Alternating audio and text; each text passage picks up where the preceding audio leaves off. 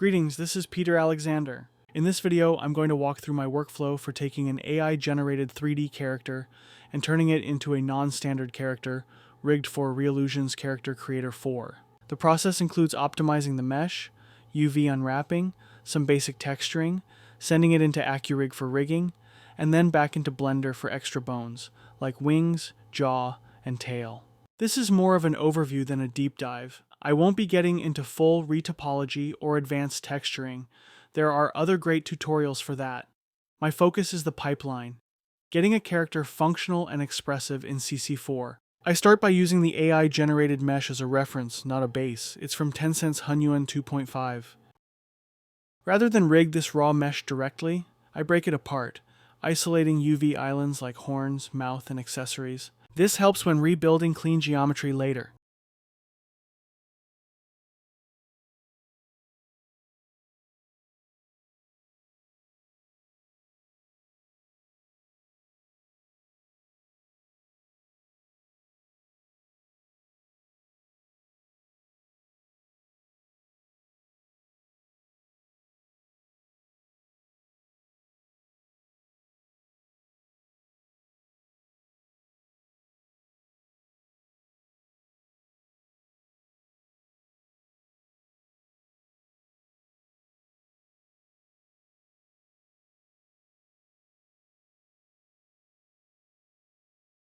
I rebuild the mesh, almost from scratch, using quad remesher and some manual modeling.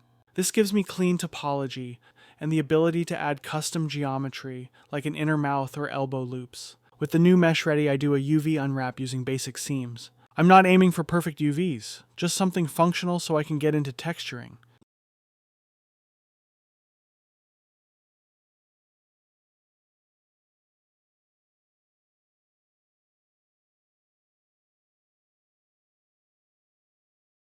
Normally I use 3D Coat, but for this video I'm using the UCU Paint add-on in Blender. It's free and pretty powerful, similar to Substance Painter. It uses masks and layers, so I can assign noise, color, and procedural effects.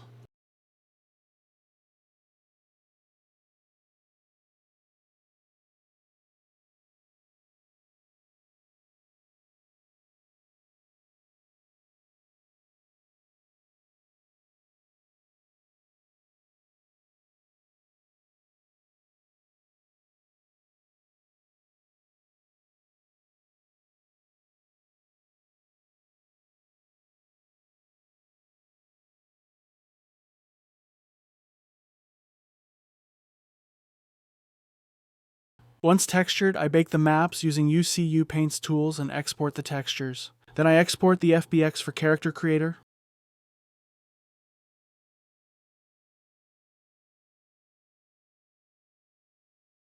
In CC4, I import the mesh as a prop and scale it appropriately. This sets me up to use AccuRIG for skeleton generation.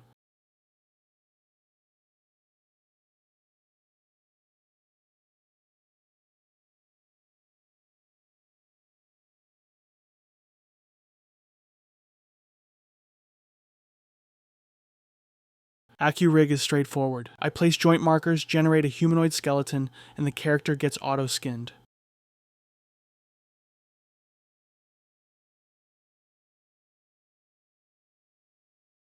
Because this is a stylized character, I expect to refine it further.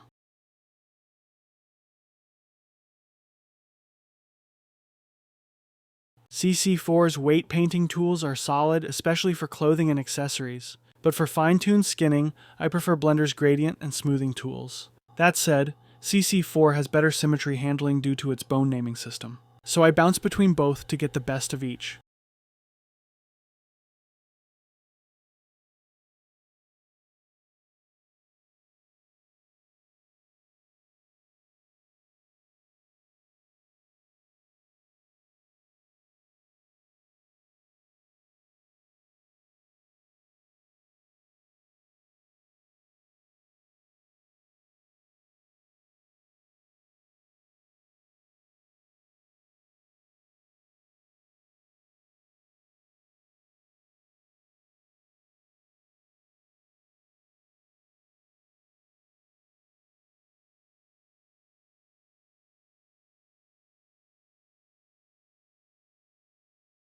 Now I send the rigged character back into Blender to add custom bones. Eye bones, tongue bones, tail bones, wing bones. I make sure everything's parented correctly, and that each new bone has a matching vertex group. The jaw includes upper and lower bones, plus upper, lower teeth, and a tongue. The tongue and lower teeth are child bones of the lower jaw, so when the jaw rotates, everything follows naturally.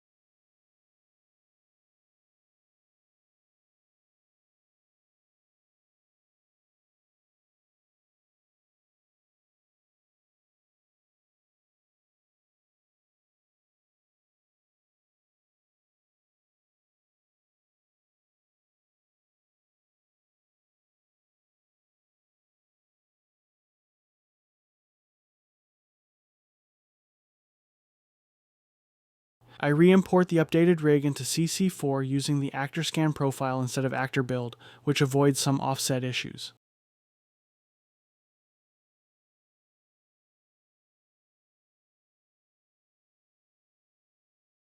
If I've adjusted textures in Blender, I use Material Plus presets to quickly reassign them back in CC4. To add some dynamics, I assign spring bones to the wings and tail. I usually don't spring every bone, just every second one or one near the middle for more controlled motion. Also, I tend to use rotate over translate, but feel free to experiment.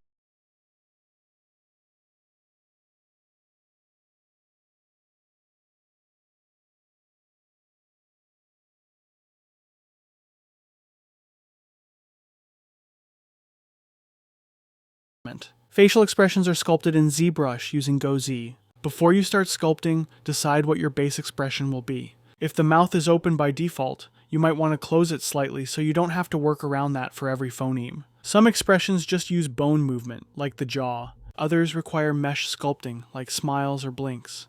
Others will require a combination of both sculpting and bone movement.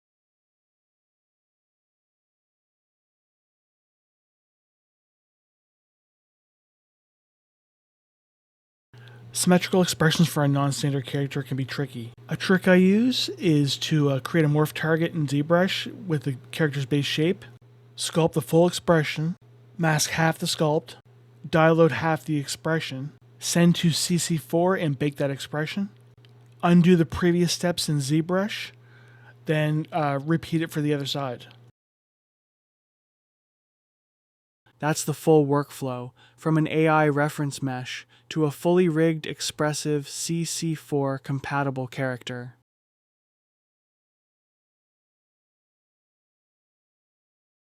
Personally, I still prefer working with standard CC3 Plus characters when I can.